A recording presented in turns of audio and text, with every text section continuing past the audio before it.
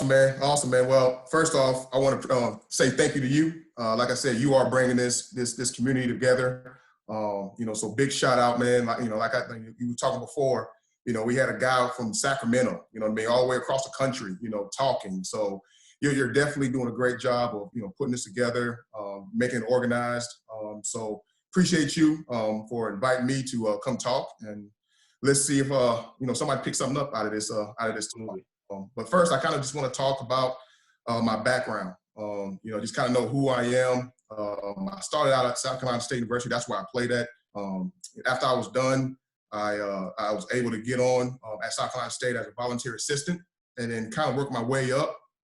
I was there for about 5 to 6 years, and then I left and went to Lenore University, where Fred Goldsmith was the head coach, and Mike Houston was the DC. And we had a good year there. And then I went back to South Carolina State, for my true first full-time job at South Carolina State. I worked on a Buddy Pugh. My defensive coordinator was Mike Adams, which is a great ball coach. Was there for about 3 or 4 years, had some really good years there as well, won some championships, which was awesome. And then Mike Houston got the Citadel job. And, fortunate enough, he was able to bring me. And we had some really good years down there at Citadel. And I was at Citadel for about 4 or 5 years, did some good things, beat South Carolina, won, 2 SoCon championships. So we did some really, really good things. And then I was fortunate enough to go to Lenore University last year and become a defensive coordinator there. We went 13-1, had a really good season, was in the top 10 in a lot of defensive categories. And, we was kicking a little bit of butt. So my head coach, Drew Pronick, got the job at Mercer, and we're there at Mercer, and we're happy to be there in Georgia, ready to get rocking and rolling once this, pandemic, goes by, hopefully we can get back to it. But I'm excited to be here. I'm excited to kind of talk a little bit of ball.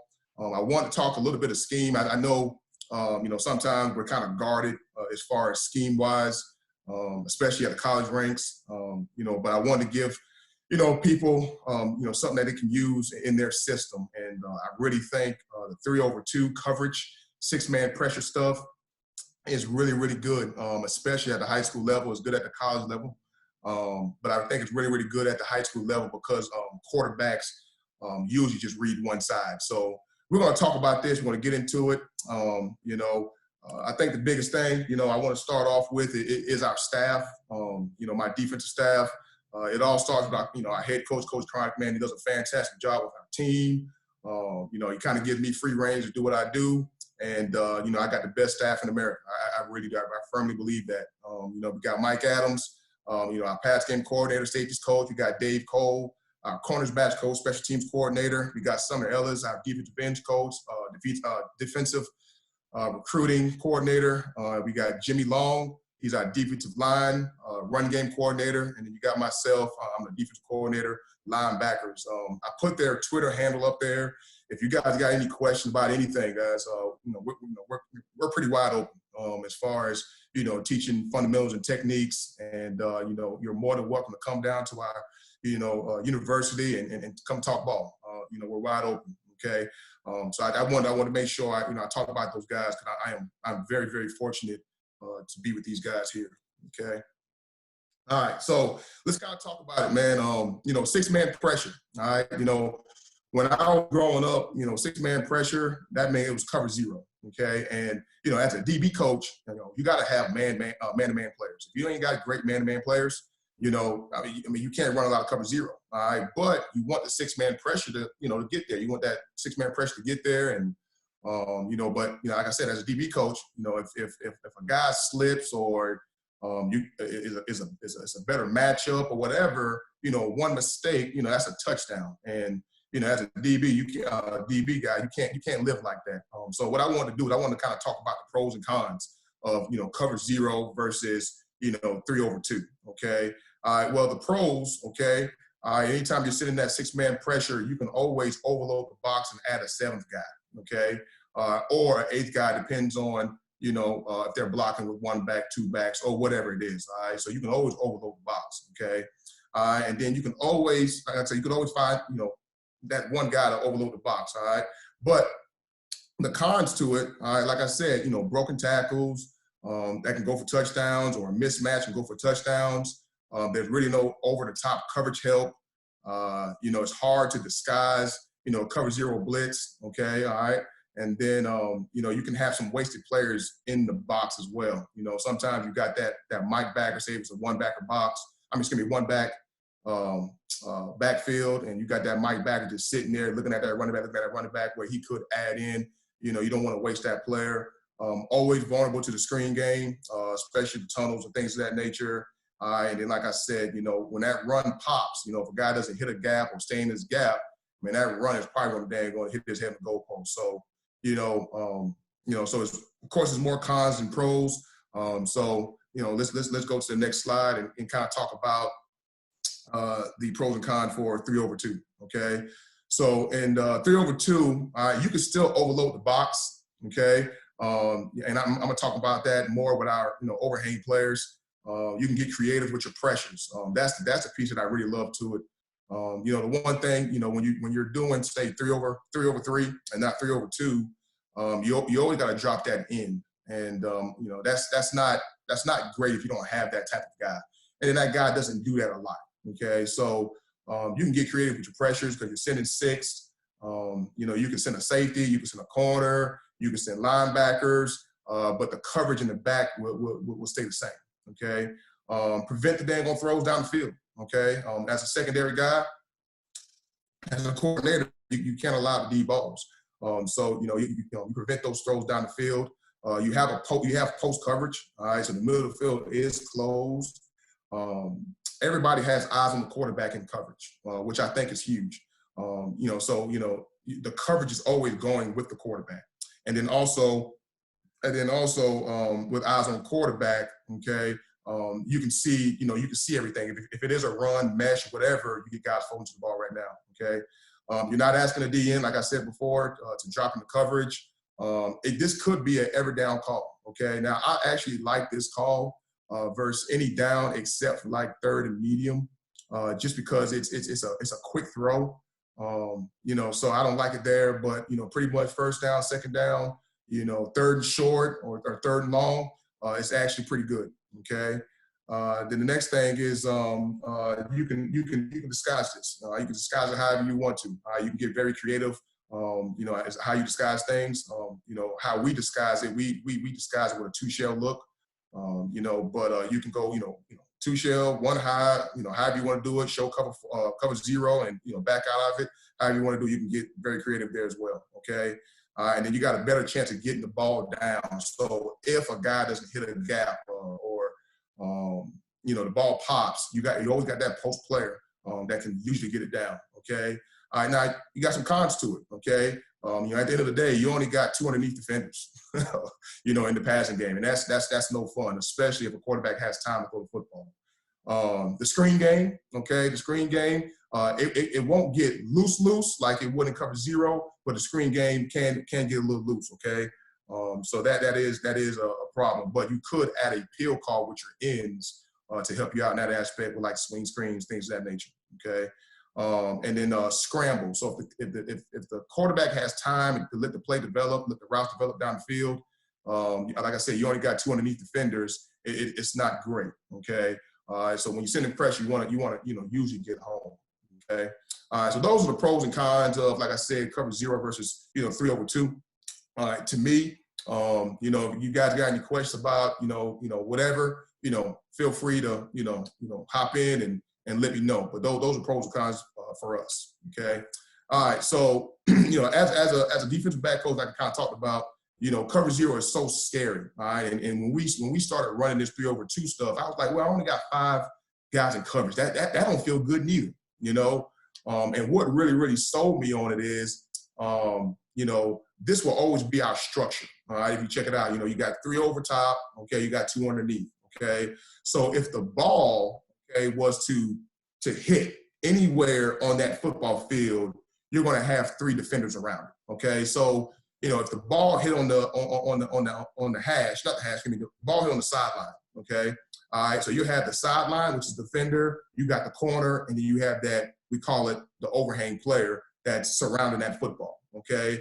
If the ball hit, in that hash area, you should have the overhang, you should have the post safety, and you should have a corner that's falling to that football. All right, if the ball hits the middle of the field, then you got two overhang guys, okay, and a post player, okay? So wherever the ball hits, you're going to get it down, okay? And that's what makes me feel good, okay? So like if we want to send 6, okay, and if they do complete the football, we're going to get the ball down, all right? And that's huge, all right? But I also have deep third players, so they're not going to hit the deep ball once, okay?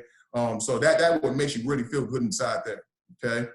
All right, so like I said, it's trapped up in there, as you can see on the illustration, okay? All right, so the next thing, we're going to talk about our teaching progression, okay, and how we teach our players. All right, so on the previous slide, you've seen that we had our outside third player, our inside or middle third player, and then you've seen something that's called a cheat player, okay? So those guys that are on the second level, we call those guys cheat players. And the reason we call them cheat players is because we're cheating, okay? We're cheating with 5 dudes, okay? So we're going to all read that quarterback and cheat the coverage, okay? I know some people call it, statue, things of that nature. We decided to call it cheat, okay? So we're going to cheat that quarterback, okay? So I see you got, you see I have these, these acronyms, and I know a lot of people have different type of acronyms. I like to use, ATAK, that's attack, okay? So I want to know how we're going to, if I'm going to ask a player, how are we going to attack this play?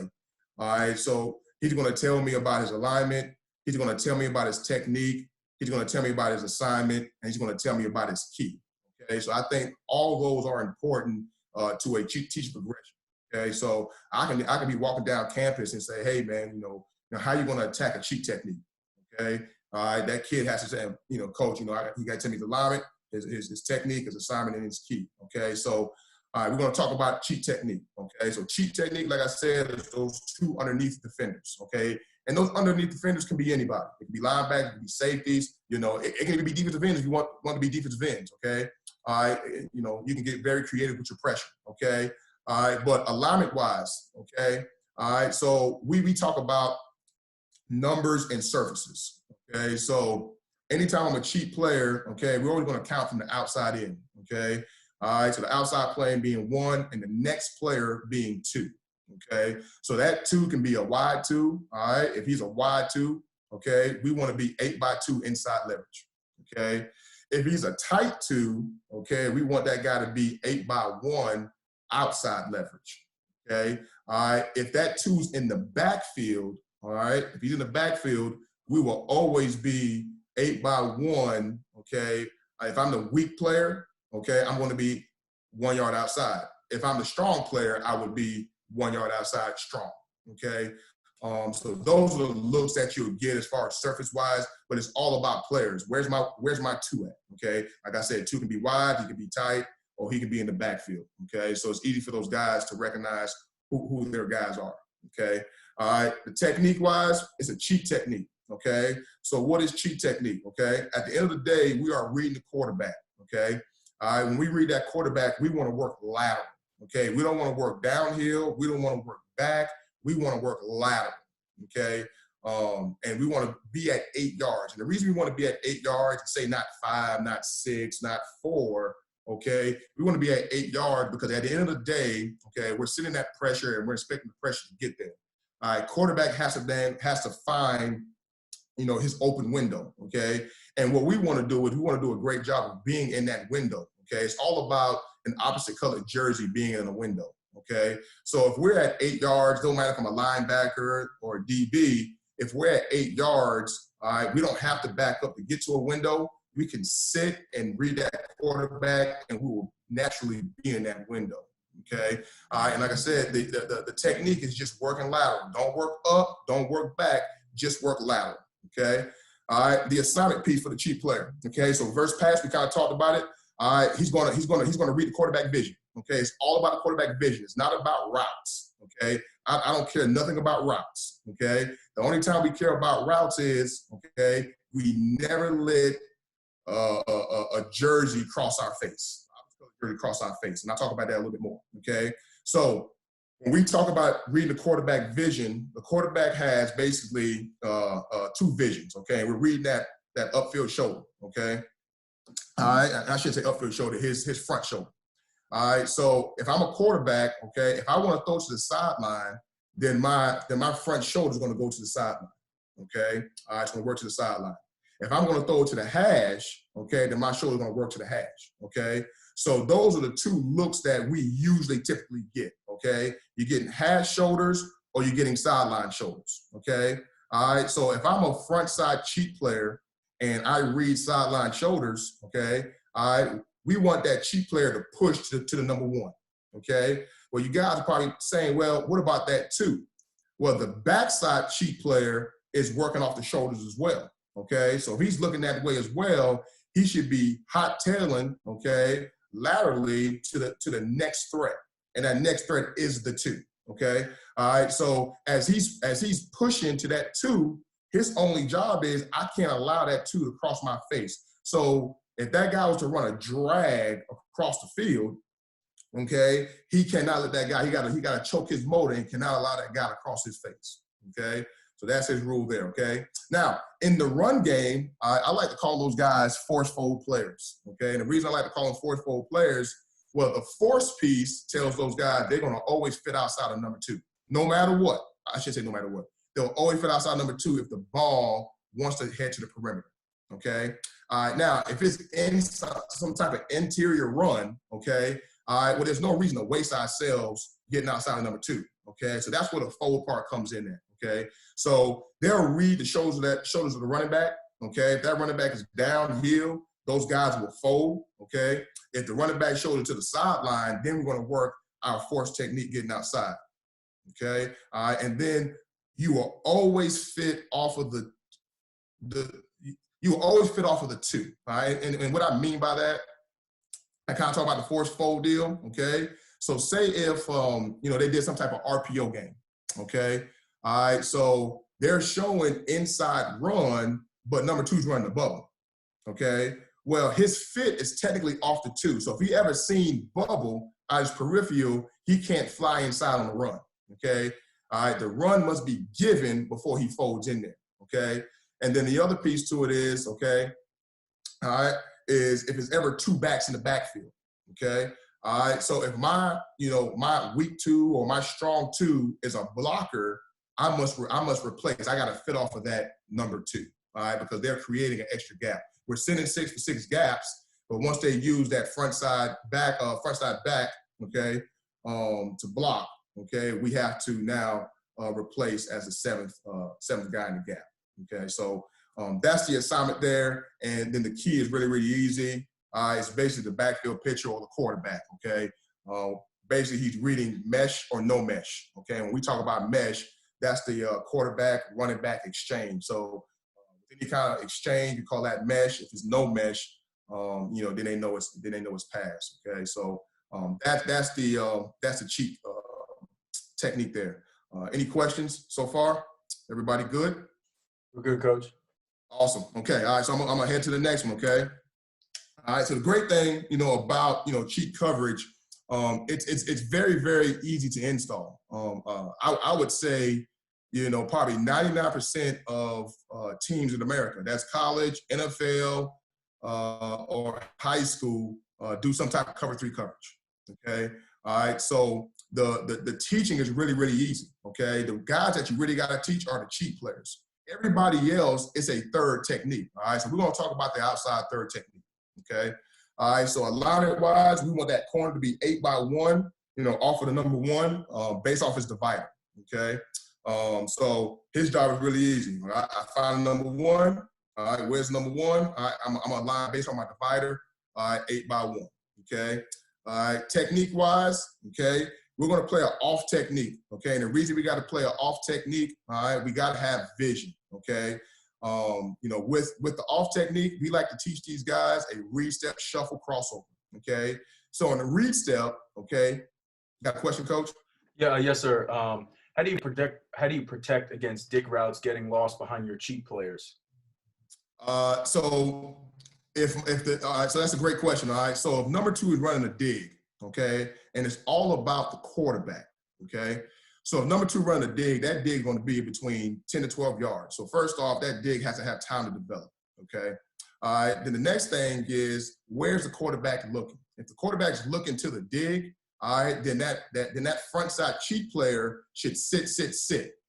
Okay, he should sit. Okay, because his shoulders are to the hash, so he should sit. Okay. Now, as he sits, he's reading that quarterback. He's matching 2. Okay, and when I mean by matching 2, he's still at 8 yards. He has hot feet. Okay, so that dig now must clear him. So he's in that initial window. Okay, so now as that dig comes back, okay, as that dig comes back, we have the backside cheat player coming. All right, and he's coming to the next threat, which is that 2. Okay, and like I said, his job is he can't let nothing cross his face. Okay, all right, so as that dig is coming back to him, he got to carry that dig back if need be. Okay, but I don't think he'll have enough time quarterback-wise to find that dig, because he has to get past the front side cheat player, and then you still got the backside cheat player coming from the backside as well. Okay, so that's how we would stop the dig. Okay, back to the technique of the corner. We're a read step shuffle, crossover. That read step, okay, for us, we want to see mesh or no mesh. Okay, all right. So if it's no mesh, all right, that corner, okay, he is now trying to read if it's a 3-step or not. All right, so we call it clear to 3-step. Okay, all right, so it's not, hey, read 3-step, hey, read 5-step. We're not trying to count it. Okay, it's out of 3-step or it ain't. Okay, so he's trying to gain all of that in his read step, and his read step is a natural step, man. It's not a step and I'm holding, I'm trying to read it. Okay, all right. Now, after that read step, we want to shuffle. Okay, so on that shuffle, okay, now I'm going to transition my eyes to my post-snap key. Okay, and for the corner or for the cheat player or for the safety, the middle of the field guy, our post-snap key will always be the quarterback. Okay, now the corner guy do a great job of understanding what's in his area. If he has 2 in this area, then his post-snap key becomes number 2. If he has 1 in this area, then he can keep his post-snap key on the quarterback, and now just keep that wide receiver in his vision. Okay, all right. So that is the technique there. So the shuffle piece, and then we got crossover. Now we're ready for any kind of deep routes. Okay. All right, and then we can also bail it, okay, and we call it a loose bail. We want to get to about 4 to 5 yards when that ball is snapped, okay, but we're still going to have our third responsibility, okay.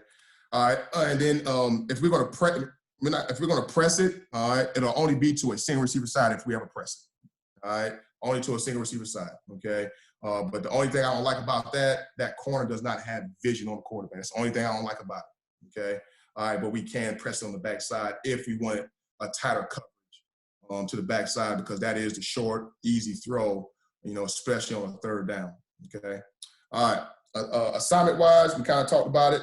He's gonna protect the outside third. All right, we talk about the outside third from the sideline to 2 yards inside the hash. If he got 2 threats in his area, he's gonna read that 2. That 2 is going to dictate what he does. If that 2's under, then he's going to lean to 1. If that 2's vertical, then he's thinking he's vertical. Okay. If 2 and 1 are vertical, we're now getting ready to midpoint with our eyes now on that quarterback. Okay. That quarterback's going to dictate, how we're going to lean. If the quarterback's looking to me, we want to lean to the 1. Okay. Now we're not going to lean all the way to the 1. All right. I kind of call it like it's not a midpoint, but a quarter point in a sense, or a 3rd point. Okay. He's not going to lean all the way to the 1, but he's going to lean to the 1 because the safety is now coming to the 2. What you got, Coach? Do you have any checks when teams are running quick game? No. When they're running a quick game, it actually helps us. All right. It all depends on how good your cheat players are. If you got really football savvy kids as your cheat players, if they read quick game, they're getting ready to match routes right now. Okay, usually. Okay. So there's no, I guess, check or adjustment to quick game. It's more about, hey, what are those guys are seeing? Okay. So if it was quick game to a remove 2 and a remove 1 side, all right, so that corner is getting ready to gonna drive 1, and that cheat player is getting ready to match 2 or 1, or the backside guys coming to the 2. Does that make sense? I think he's good, Coach. Another one just came in. All right. Do they ever pass routes off to each other or automatically match up anything in their zone? They don't. They always passing routes off. Okay, so we would never like truly match it unless the quarterback wants it. All right, so just for instance, if it's a remove number 2 and the quarterback gives that guy hash shoulders, right, and that 2 runs an out. Okay, if that 2 runs an out, he gave me hash shoulders, then yes, we'll match it. All right, because he wants that too. So yes, he'll match it. He's getting ready to work to it. Okay, and then the corner knows any underneath route, he basically becomes man-to-man on that on that 1. Okay, and what tells him he's getting ready to become man-to-man on that 1 is 2's under, but also quarterback's looking to his side, and that's the only threat to his side. So yes, we'll match routes, but like I said, everything is based off the quarterback. All right, great questions. Okay, and then the last piece is the run piece for the assignment. We call him a secondary run support player. So basically, he's fitting off of his 1. His 1 blocks, he replaces. Okay, and then his key will be the backfield pitcher. Okay, trying to clear the 3-step. All right, the post player. Okay, the post player, he got to be good. Okay, he's the guy that he's going to make everybody right. Okay, all right, so he got to have great vision. He got to have great tempo. Okay, all right, but when we're talking about alignment, okay, I think we're talking about if it's a 2-shell or 1-shell look. Okay, if it's a 2-shell look, we're probably going to be 10 to 12 yards. It's usually for us, we're 10, but 12 is fine. We're going to be 10 to 12 yards. And then if it's one high look or 1-shell look, we're going to be at 14. And I know sometimes that's kind of deep, but what I want those guys to do, I want those guys to be patient. I don't want those guys flying out of there. And I want them to kind of clear the 3-step and then push their pedal. But we're going to be at 14 yards, and we're going to apex the 1s. Okay, we're going to apex the 1. We're not going to be in the middle of the formation. Okay. Now the other piece to it is our alignment can change based off of wide receiver or quarterback threat. Okay. And what that means is if you got a better wide receiver on the side, we may want to shade to a side, or if it's a threat of the running quarterback, all right, then we're definitely going to be in a 2-shell look. Okay, and what we do is, and I guess I'll talk about it in the technique. We call it bounce the post. And when we're bouncing the post, and the reason we bounce the post is because of the quarterback run game. Okay, so at the end of the day, we're sitting 6. Okay, and we don't count cheap players in the run fit. All right, they're always extra. Okay, all right, because if it's a 2-by-2 look, they got to fit off the 2s technically. Now, the ball's given inside, we can gain those guys as 4 guys. Okay, but at the end of the day, all right, we're sending 6 for 6 gaps. Okay, all right. Well, they got a 7th player. Okay, the 7th player is the quarterback. So if the quarterback was to pull the football and run it, we're going to have to match that number with the post player. Okay, so that's why we use a technique called bounce the post. And the technique is we're going to show that 2-shell look. Okay, all right. So when that quarterback snaps the football, okay, whoever that post player is, he's going to step and get ready to shuffle. Okay, depending on what he sees from the quarterback. Okay. If he gets any kind of mesh, he's going to shuffle to clear the mesh, okay? He's still heading to his post. That 45 is heading to his landmark, okay? So he's going to shuffle. If the quarterback pulls it and he's getting ready to throw it, okay, like his play action pass, he is now going to sprint to post, all right? Sprint to the post, okay? As he's sprinting to the post, now it is, hey, what's the quarterback looking at, okay? If he's looking to my side, well, there's no reason for me to keep pushing, to that landmark, okay? So now that kid can now get in the back pedal, okay? All right, if the quarterback is down the middle of the field, we're going to keep pushing to our landmark, okay, and then getting our back pedal. If the quarterback's looking away, then we're going to keep pushing, all right, to find that next threat, okay? So that's how we kind of bounce the post there. Now, if there is no mesh, okay, then that's just true drop back pass. He's sprinting the zone. Okay, he's sprinting the zone. But the bounce piece is important, and we use that in man-to-man coverage as well. Okay, anytime we're playing post, we will use that principle. just because we don't have the numbers versus a running quarterback. Okay. You know, but that's the bounce post technique.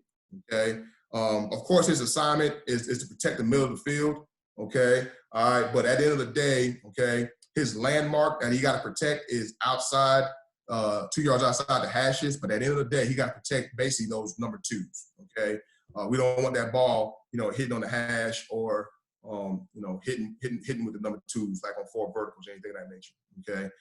And then his key, run, he's alley, or quarterback to alley. So if quarterback pulls the football, he's an extra player to match numbers for numbers. And then, you know, if it's run, he's the alley player, make everybody right. Okay. And then we have his key is the backfield pitcher to a quarterback. So he's reading that. It's an easy read. He do what that quarterback does. Okay. All right. So that's the post there, guys. So those are the 3 techniques that you got to work. Okay. Like I said, the third principles, you know, this is how we teach it. I mean, you guys can teach it however you want to teach it.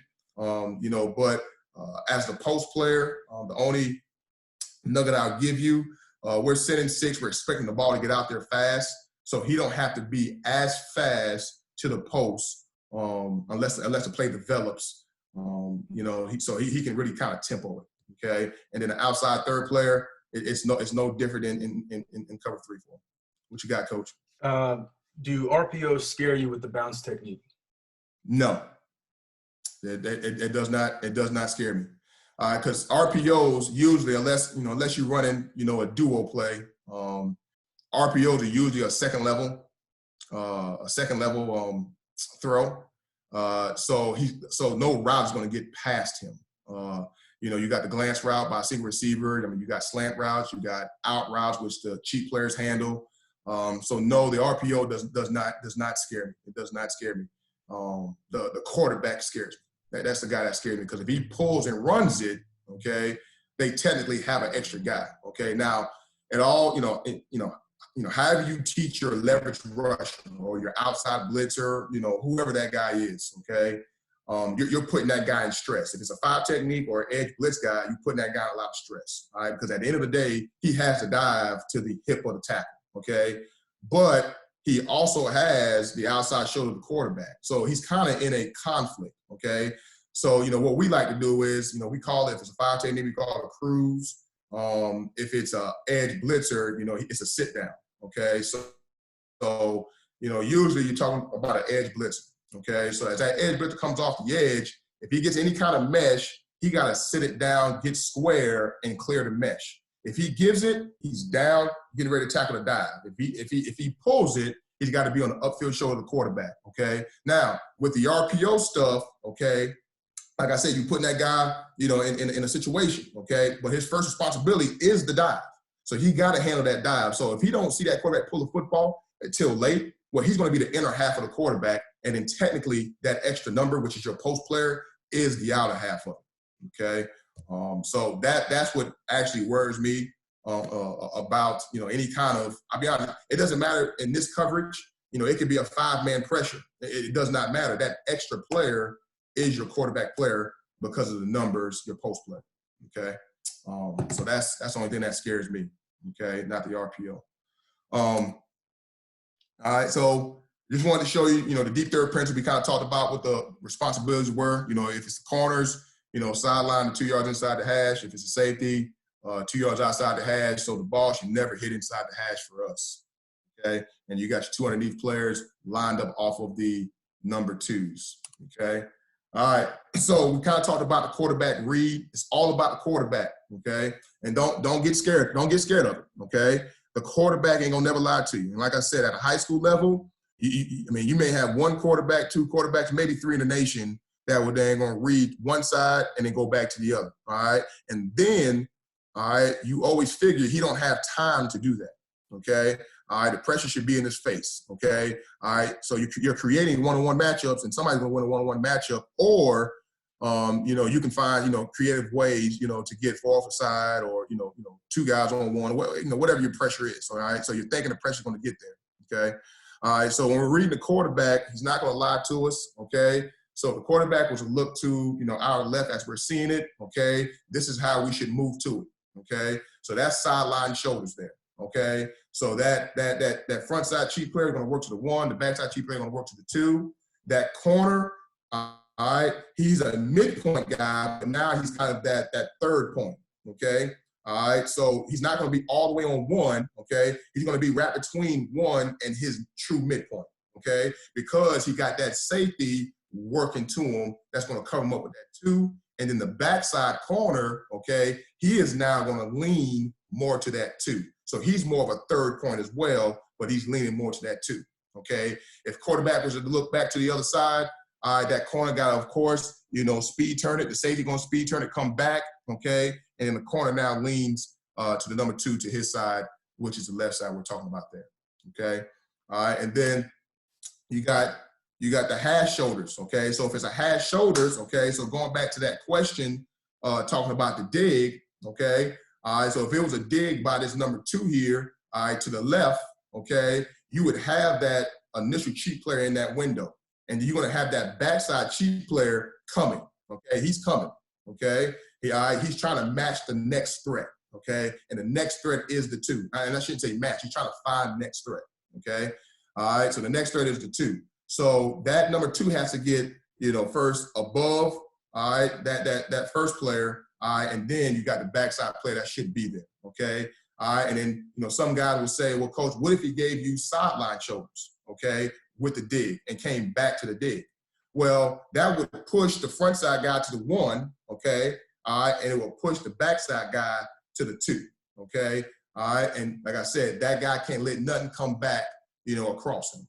Okay, so you're pretty solid there. Okay, and at the end of the day, man, this is not a coverage that's going to hold up, for 7 seconds. It's not. Okay, the ball has to come out right now. Okay, right now. If the ball comes out, you can always get the ball down. Okay, always get the ball down. Okay, all right, and then let's talk about alignment. Okay, I think this is huge here. Just understanding. The spacing, understanding your fits, with the alignment piece, okay? All right, so this is a 2x2 formation. It's a double. What you got, Coach? To the previous slide, I believe. What route concepts do you usually see with that coverage? Well, they don't know the coverage is coming. you know what I mean? They can run any route concept. It does not matter, because what we're saying is, all right, what does a quarterback want? All right. I usually tell my guys, and it doesn't matter, what coverage we're in. Anytime we're a quarterback reading team, okay. So it could be quarters, it could be cover 2, it could be whatever. Okay. If a team had 100 players on the field, okay, all right, and 99 of those players were wide receivers, all right, but the quarterback was looking to the one receiver. Okay, so we got 99 receivers. 100 receivers on the field, and you got 99 on one side, you got 1 on the other. And if the quarterback does not, if the quarterback don't look to the 99 receivers, then those guys are irrelevant. You know what I mean? So it's all about the quarterback. All right. So it doesn't matter what route concept you get. It's all about the quarterback. What does the quarterback want? Okay. All right. So back to the 2x2 formation, okay? So we kind of talked about corners. They're easy. They're 8x1, based off their dividers, inside, outside. They're easy, okay? The guys that we got to worry about are the cheat players, okay? So we kind of talked about if they got to remove number 2, okay? If they got to remove number 2, they have to do a great job of being 2 yards inside, okay? All right, now, you'll see it in one of the video clips. We used to say 8x1 inside leverage, but I say 8x2 now, because if you say 2 yards, that's going to put them 1 yard. Okay, so if y'all guys want to say 8x1 inside, that's cool. Okay, but I just have, I've had experience. If you say 8x1, they're going to be inside shade. So I want those guys a true 1 yard inside the number 2. Okay, and that's why we say that. Okay, all right. With the left cheat player, you kind of see I got that guy highlighted in yellow, and I got the running back highlighted. Okay, so I got that guy highlighted because it could be a 2 to 3 exchange there. Okay, so if we get any kind of 2-3 exchange, he has to be aware of it. Okay, because he can't let that guy cross his face. So if quarterback's looking that way, and that guy runs a flat, and number 2 runs a dig or a vertical or a curl or whatever it is, the backside cheat player is now coming to overlap that guy. Okay, so that front side cheat player can now allow a 2-3 exchange to cross his face. Okay, all right, so we should be good there. That's 2x2. That's pretty easy there. Okay, all right, so we got 2x2. All right, now that 2 is tight. Okay, it could be a tight end, it could be a receiver. Any tight 2. Now we want to be outside leverage that guy. Okay, we want to be outside leverage, still reading quarterback. Nothing changes as far as our responsibilities. We're still in good shape. Okay, all right, but the thing we want to do is we want to be able to fit the run to the outside of that 2 since he's tight.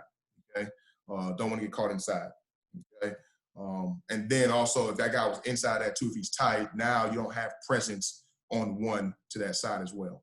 Okay. Same thing with that cheat player. He's marked in yellow. He had a 2-3 exchange to his side there. Okay. All right. 3x1 formation. Okay. I'm gonna go back. What you got, Coach? Yeah, Coach. In regards to the 2x2, Coach wants to know: are the cornerbacks working the apex 1 or 2 at the snap, or what are they doing with them?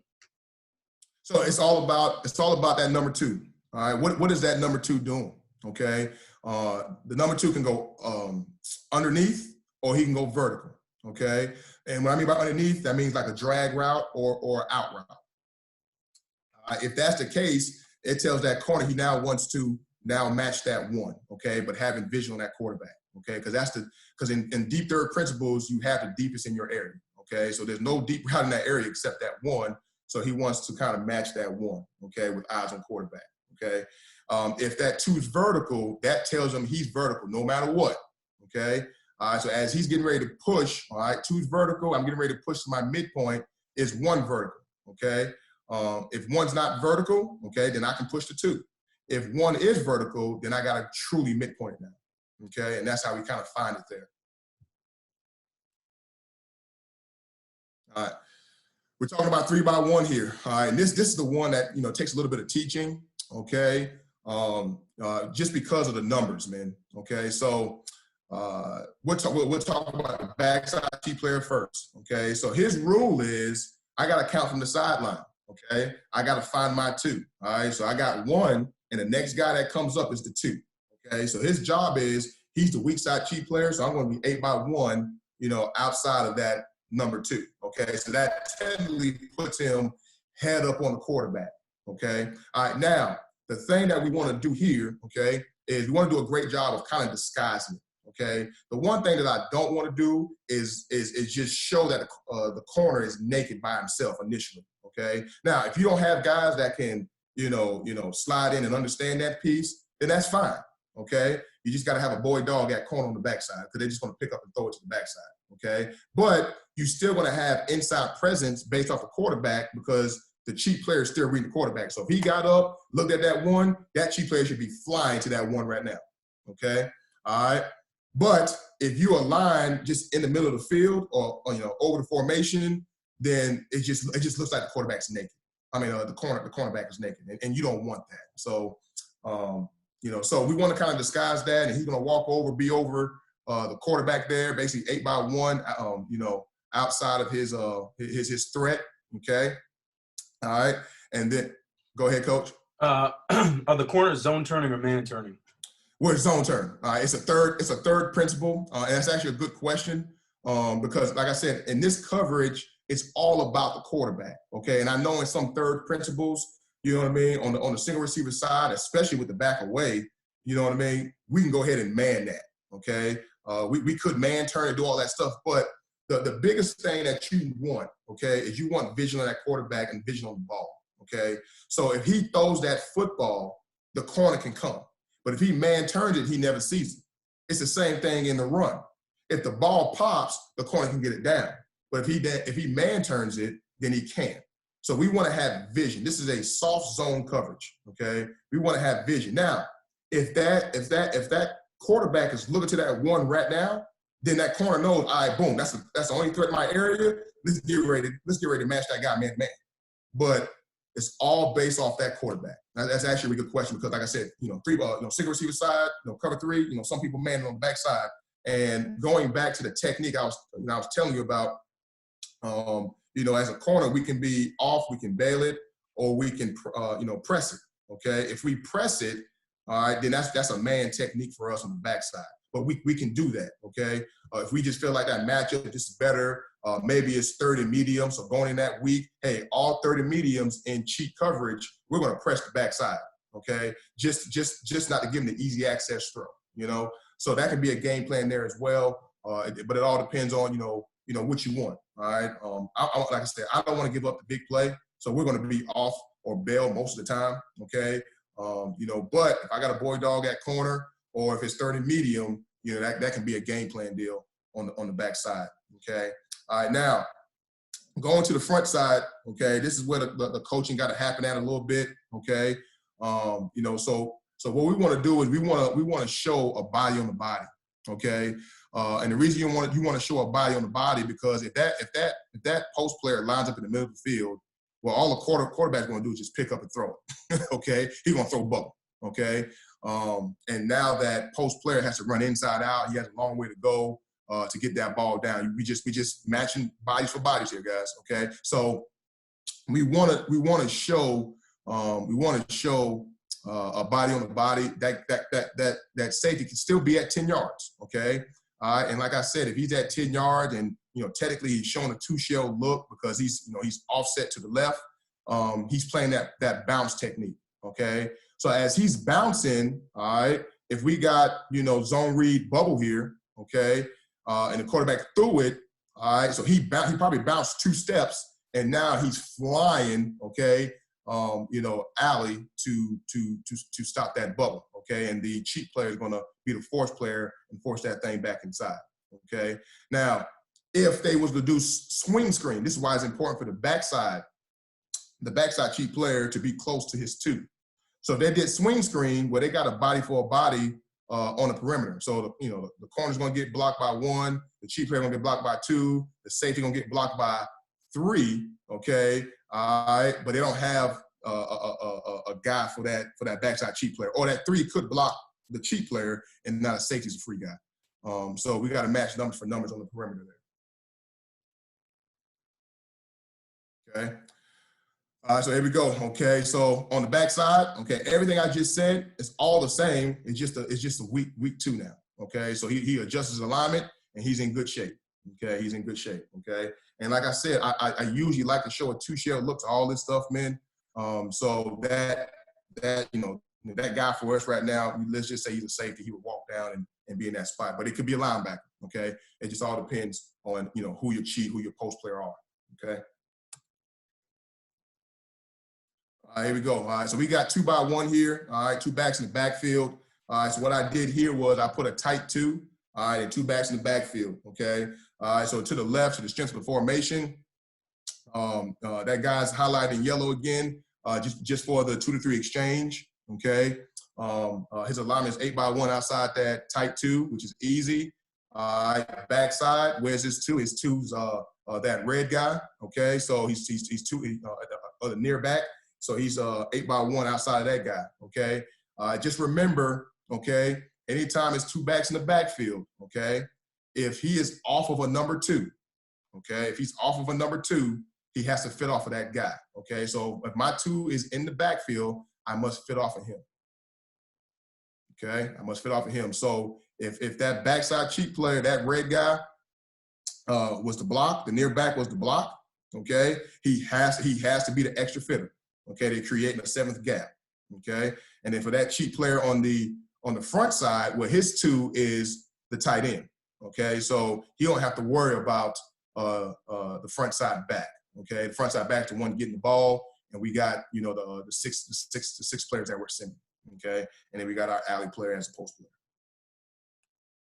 Okay, all right, 2-by-1. Okay, so I want to show this one because now it's showing a nub set. Okay. All right, so with a nub set, okay, with the corner, well, the corner's job is I'm 8-by-1, okay? All right, I'm 8-by-1, off my number 1, all right? But my divider, he's way inside my divider, so I'm outside that, okay? All right, that cheat player, he finds his 2, that's his 2, he's outside, leverage of that guy, 8-by-1, and then the cheat player to the front side, the right side, he's still 8x2 inside the remove number 2. Okay, we should be good there. Yes, sir. One question, Coach. The alignment from your cheap players to the backfield, is that 8 yards from their toes or the line of scrimmage? Line of scrimmage. Line of scrimmage. That's a great question because we want to be 8 yards from the line of scrimmage because we want to be in that initial window. We don't want to have to back up to get to a window. So we always want to be in that window because we thinking the ball has to come out fast. So that's a great question. We want to be 8 yards. That is key for those cheap players, being at 8 yards, man. Okay. All right. Awesome. Great question. All right. Here we go. Okay. All right, so we're going to get into the pressure piece to it. Okay. All right. So with the pressure piece, I think I got about 6 or 7 pressures. It's just, it's basic pressures, but it's good pressures. Okay. These are pressures that we use. And I get a chance to kind of talk about also, the pressure from film wise. All right. But this is, your basic pressure, double edge pressure. I like this pressure, versus any kind of run. Okay. Because I'm going to have 2 cheap players. They're going to keep the ball on the inside. But it's a good pressure. I got 6 guys for 6 gaps. We're forcing the ball right now, so it's a great pressure for us. But like I said, that'd be a short yardage pressure for us. Okay, but boom, boom, boom. You got your cheap players here. You got your third players. Man, we're rocking and rolling. Okay, so let's kind of get to the film here. Okay, so this is versus Wofford. Years back. I think it's maybe about 4 or 5 years old here. But it's really, really good film. So the guys that I got circled here, they are your cheap players. It's a 2x1 set. We got 2 backs in the backfield here. We're getting ready to bring the double edge pressure. You got your backside safety here. Okay, I don't know if y'all can see my cursor. You got your backside safety here. So he is the bounce to post guy. So he's trying to show a 2-shell look, up top. I'm trying to show that 2-shell look. So he's getting ready to drop inside. So, it's two things I want you guys to see here. It's telling you not the pressure, it's more of the back end piece. I want you guys to really take a look at the backside guy. Watch him bounce the post. Okay, he did a great job on the backside. And then from this game on, this is why I went to 8x2. Okay, so that front side kid is probably one of the smartest kids I've ever coached. He gets it. Okay, but he's getting ready to drop inside shade of this guy. But if he would have dropped down 1 yard inside, he probably would have picked his ball. And we lost this game. It was a playoff game for us. I think we lost this game like maybe 13 to 6 or 9 or something like that. But if he picks that ball, it was the first series of the game. It changed the whole series. It changes everything. But it was just based off his alignment. So let's check it out.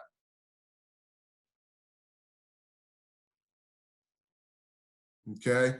All right, so I'm going to slow it up a little bit, okay? So you see the backside safety. He's a bounce to post guy. You kind of see him bouncing. He's trying to clear that mesh, okay? All right, once he clears the mesh, he's getting ready to sprint the zone, okay? All right, that front side player, it looks like he's kind of inside shade to head up of that guy, okay? Now, he does a great job of getting the ball out, okay? But I'm not in on PBUs, okay? You don't get your name in the newspaper for PBUs. I'm sorry, okay? All right, that's a ball right there, that we could have picked and took to the house because, as you can see, I'm going to back it up a little bit. As you can see, that quarterback has to throw the football, okay? He don't throw that football, it's going to be trouble for him, okay? It's going to be trouble for him, okay? Also, up top, all right, you see that corner, okay? He's going to now, lean to that one because the quarterback, he's getting ready to, work to his midpoint because 2 is vertical right now. All right, and now it's based off the quarterback, which he wanted to drop to or drive on. But I thought it was a great play, but it was a play that we should have took to the house. Okay. Any questions there, Coach? Before I go to the next slide. Yeah, there was just a question in regards to the coverage. Do you run it in the red zone and the goal line? No, I don't like it in the red zone and the goal line. Just because now we got the back of the end zone as an extra defender for us. So cover 0 doesn't scare me down there. So I want to be a body on the body, tight coverage, and then the other thing, I should say this, Coach. I should say this. I'm sorry. If it's red zone, okay, and what we treat as red zone is 25 to the 14, okay? If it's red zone, yes, I can make that call. But if it's the hot zone or low red, some people call it, okay, then no, okay? Now we're going to use that extra defender, which is the back of the end zone. So I'm not afraid of doing any kind of man-to-man coverage there. Okay. Also, in empty, how you handling number 3 in empty? I don't like it versus empty. I don't like it versus empty, but you can run it versus empty. Okay. So the first thing you have to do versus empty, you have to show like it's 3-on-3. Okay. So that post safety has to show, over that 3. So it's not a quick, easy access throw. Okay. All right. But at the end of the day, if he wants that 3, okay, the quarterback's looking at that 3, you should gain the front side cheat player and the backside cheat player. And if it's a quick throw, the safety, he hasn't had time to get to the post, he's going to drive that thing as well. I don't like it because it's a lot of space. Okay. So, anytime, we, go into a week, if I was to, say, hey guys, anytime it's cheat coverage, if they give us this, we're going to check this. Okay. This pressure, whatever it is that week. Okay. But that is a great question, but you can run it versus empty. You just got to make sure you are, showing a body on the body initially. Okay. This is the other pressure here. All right. So we can, bring 2 in the A gap. All right. We can cross dog it, however you want to do it. I think the film is going to be a cross dog, but you see your players, bang, bang, bang. You got 6 gaps. You got your 2 cheap players, we're rocking and rolling. Okay. So let's check it out to the film. Okay. All right, so on this one here is I want you to really pay attention to the front side cheat player here. All right, so this is getting ready to be a sprint out pass, okay? And technically the cheat players are flat players, okay? So if the quarterback is spreading out and say if 2 runs an out and then he ran a wheel, all right, well, our rule is, okay, or universal rule is all flat players take wheels, okay? So if that guy would run a wheel, he got to take it, okay? But it's sprint out, okay? A flat player is going to overtake that sideline regardless, okay? All right, then we want to, kind of play deep and short, okay? But you're going to get a chance to see that here on the sprint out here. And I'll let it run twice, and then I'll slow it down, so we can kind of talk through it a little bit.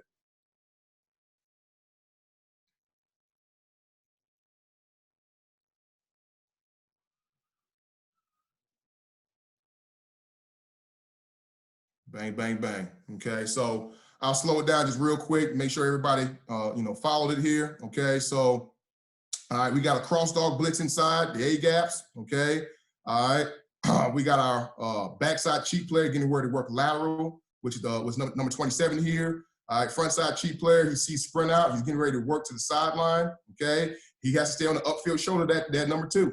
Okay, all right, because if that guy runs a wheel, he got to take it. Okay. Well, he throws it, does a great job of slipping it and picking it, okay?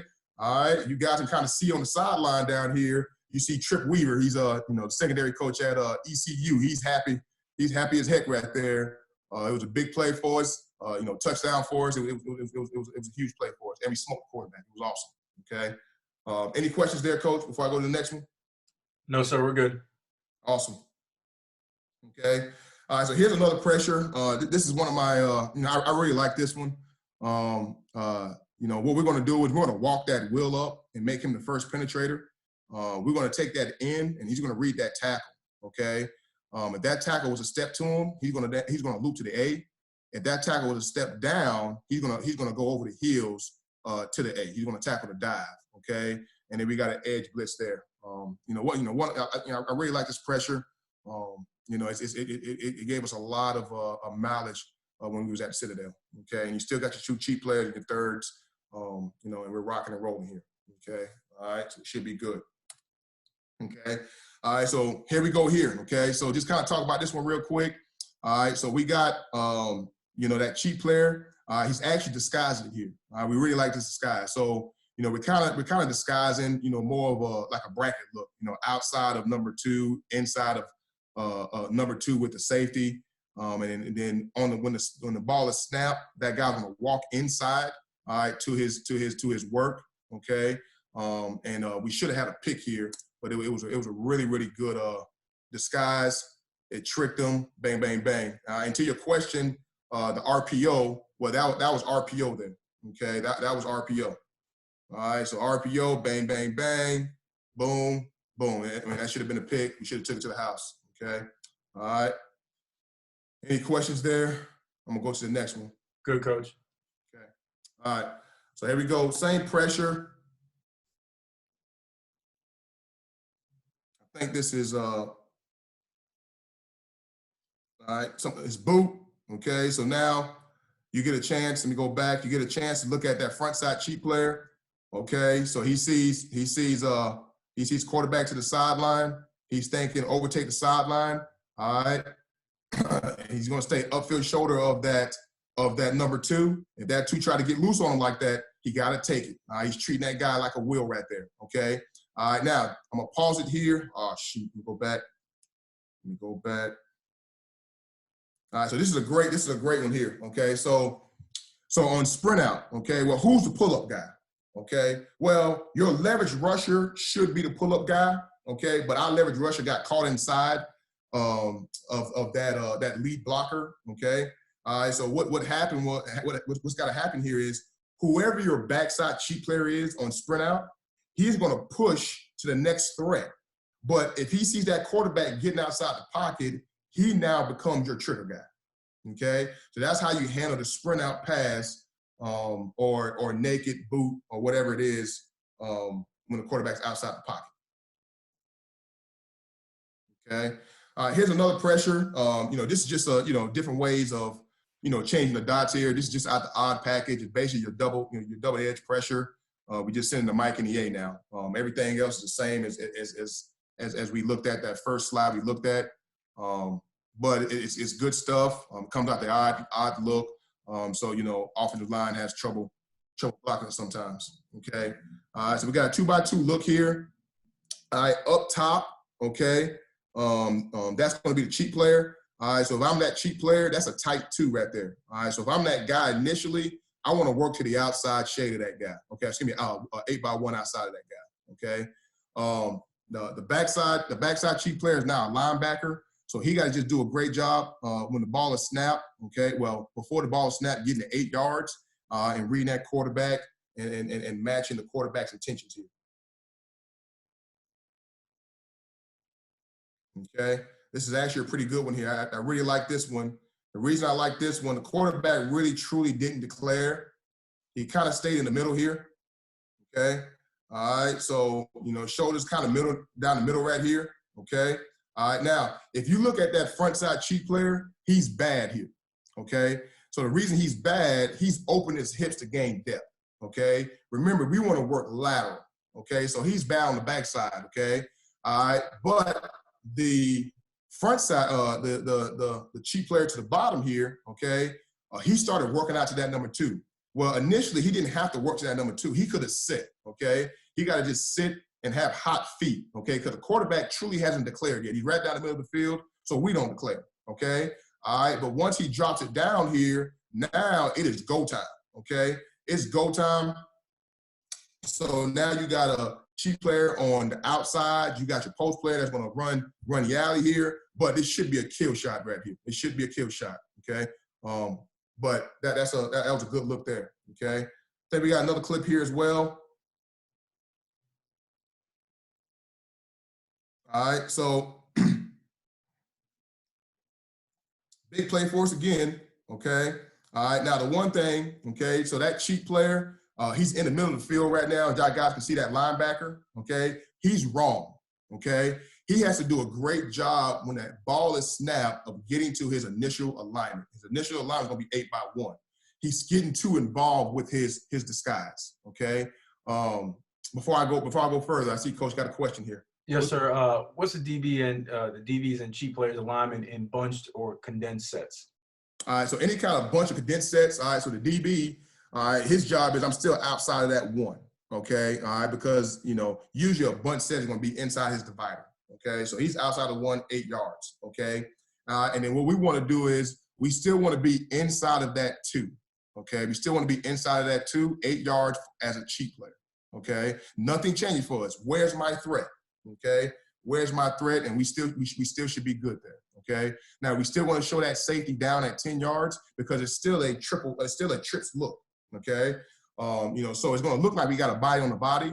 Okay, but that's how we would align to it. Okay, all right. Find my threat, align to my threat. Go back to that last one. Sorry, I wasn't done watching. Oh, sorry. All right, here we go. So same thing. All right, so that cheap player in the middle, he's wrong. Okay, so what they try to do there is they try to do a play action pass, kind of pump and go. Okay, all right, well, he's seen that. He sees a cheap player. There's a little pump and go here. Don't have time to kind of get it off here. Okay, but if he did, run a hitch here, all right, that cheap player should be sliding inside of it, picking the ball, going to the house. Okay, all right, but this play doesn't have time to develop because of the pressure. They don't do a good job of picking it up. Okay, boom. It's a big play for us. Ball's out. It's good stuff. All right, and you guys can kind of see, Coach Weaver on the sideline again. He's getting pretty excited on the sideline again. There it is. Okay. All right, we'll go to the next one. Okay. All right, here we go. All right, so this is basically the same pressure. We just changed the outside guy. We just changed the dots. Okay. So now the ends are the leverage rushers. Okay, and we're gonna bring the outside blitzers in the B gap. Okay. And usually when we send in outside guys, okay, we try to teach these guys. We try to make it simple for them. So like if the outside guy, outside blitzer is a B gap blitzer, we call it a T shoot. Okay. So what we want to do is we want to aim for that tackle. Okay. The outside shoulder, that tackle. That tackle is going to tell me how I'm going to get in that B gap. Okay. So if the tackle steps to me, shoot, I go right in the B gap. I'm smoking and joking. I'm good. But if that tackle steps down, then I want to come over the heels and take away the B gap. So we usually call those guys T-shoot guys on the outside. Okay, and it's really, it goes all the way down the inside. Okay, and we can get to that in another clinic session, but we call it T-shoot, G-shoot, and C-shoot. All right, anytime we're reading those guys and get to our gap, that's what we call it. Okay, all right, but that's the pressure here. Okay, here we go. All right, so same thing. All right, if you guys can see that that cheap player that's in the middle of the field, he's playing with his disguise a little bit too much there for us. Okay, we want that guy close to that too. Okay, all right. Well, thank God the quarterback didn't look to that side. We're okay, because if he was to look to that side and throw, say, a vertical out, then they're gonna complete the out and turn that ball up. We don't want that. Okay, so that's not good by him. All right. Same thing here. They don't do a good job of picking up the pressure here. Okay. Bang, bang, bang. They got to get that ball out. Okay. Up top. If you can see up top, that cheap player is doing a really good job as well. He's coming down to 8 yards. Quarterback truly hasn't declared yet. Okay. So he's going to sit. Okay. Well, that guy's in that window right there. He's in the window. Okay. Quarterback has nowhere to throw the ball right there. All right. Pressure gets to him. Bang. Big play for us. Okay. All right. Next snap. Okay. All right. I like this snap here. Okay. So you're getting ready to kind of see what I'm talking about. Wherever the ball hits, you should have guys just running to it, vicing it, all the time. Okay. You should have 3 defenders around it all the time wherever the ball hits. So they're getting ready to leak the back out here. Okay. So you got the backside cheap player on the inside. You got the outside cheap player on the outside. Okay. Get a chance to look at it again. Okay. But now, check this out too. Okay, so same thing. That same backer. Okay, it's the same game. He's getting too involved with his disguise. He has to work over to the number 2 initially to the weak side. Once quarterback looks that way, he is now going to push that way. Okay, all right. But this is a vice tackle situation. Everything is based off the quarterback. That front side cheap player. Okay, he's sitting. All right, quarterback declares to that back. All right, now he's going to run to the outside leg. All right, the inside player going to run to the inside leg. It's a vice tackle. Play's done. Good play. Okay. All right, here's another pressure here. Just kind of mixing it up. More of a cross dog inside here. Like I said, just changing the dots. You know what I mean? We're still sending 6, changing the dots. Okay. I don't know if I mentioned this earlier. When you're sending pressure, especially if you want it to be an every down pressure, you want to be gap sound, okay? So, you don't want to send, 4 off a side, where there's an open gap, to the that's away from the blitz. Now if it's a 3rd and long situation, you can get creative as you want. But if you want to call it an every down, 1st down, 2nd down, you want to, be gap sound. You want to be everybody got to have a gap, okay? bang, bang, bang. That's the pressure there. So, here we go. All right, so what we did was here, okay, so initially going into this week, we wanted to show a two-shell look, okay? We wanted to show quarters, okay? So for us, we wanted to show X coverage, okay? So, we want to show you want to X out the one, be getting ready to palms 1 and 2, all right? 2 read on 1 and 2, that's what we want to show, okay? All right, so everything looked the same, to the quarterback, okay? All right, but we kind of got misconstrued a little bit, and I'm in the box at the time. I'm like, oh God, what's going on? But our guys get to their spots, and we're gonna get to a big play here. Bang, bang, bang. Front side cheat player reading that quarterback again. All right, let's check it out. Front side cheat player reading that quarterback again. Bang, bang, bang. Quarterback in the middle of the field. He's getting ready to push, push, push. Now, let's look at the backside cheat player, man, okay? The backside cheat player, he's bad, okay? You see how he's bad? He's working with depth. He's trying to open up. That's not what we want, okay? We want to work lateral because what's getting ready to happen here is, y'all see that drag getting ready to come? Well, that drag cannot cross his face. And also a dig is coming as well. All that can't cross that guy's face. So he's not good there, okay? But the front side cheat player does a really good job of reading the quarterback, okay? All right, and making that play, errant throw, big play for us again there. Okay. All right, so that's the end of my presentation. What I wanted to do is I wanted to kind of, just let you guys know you're more than welcome to come down to our university. We got a great season ahead. Hopefully we have a season, but these are our games. We got Vanderbilt starting it off. Should be a big game for us. But you're more than welcome to come to any game. Like I said, especially high school coaches, we're wide open. Come on down. We'd love to have you. Right now, we're talking about changing our camp dates. We got our camp that's getting ready to come on up here. Hopefully everything, fizzles out and we can have a camp. But if we don't have it on this May 31st or, June 30, June 3rd date, we'll have it at a later date and we'll post that out as well, okay? And if anybody got any questions about anything, that's my Twitter handle. That's my email. If you want the presentation, you can have the presentation as well, okay? Coach, like I said, I appreciate you, man. Absolutely. There's a couple of questions in here, Coach. Awesome. How often are you in a 4 down opposed to 3 down? And have you found one more effective than the other one in terms of getting home with the blitz? That's a great question. We're a multiple team. Now we're based out of 4-2-5. That's our identity initially. But I think it all depends that week.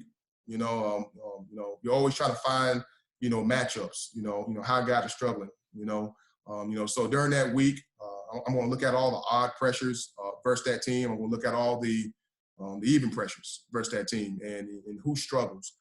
So that's going to dictate if we're going to be more odd or more even that week. And there was a question. There's a question just in regards to the presentation. Coach was wondering what you used to make it, whether it was PowerPoint, Playmaker Pro, software. I made it out of PowerPoint. PowerPoint has come a long way over the years. And what's crazy, man, as I started as a volunteer assistant and kind of worked my way up, I was the computer guy. I had to, make the presentation, make the playbook. So I started out, with a Playmaker, and then I went to Visio, and then now I'm to PowerPoint, just because PowerPoint has a lot to it. It's come a long way. It has the animation, the transitions. You can work it a lot easier than in the past, and then you can put video to it as well. And I think that's important because sometimes when you put stuff in Playmaker, if somebody doesn't have Playmaker, then they can't look at it. Same thing with Visio. So I try to do everything in PowerPoint, my playbook, everything, just because it's something that we can give our kids, and it's compatible to pretty much every computer in America. Absolutely, Coach. I really appreciate you jumping on, man, and talking some ball with us, man. It was good. It was really good. So I definitely thank you for taking the time out to spend some time with us, man, for real. No doubt. I enjoyed it. And like I said, hey, if y'all got any questions, man, hit me up on Twitter or email.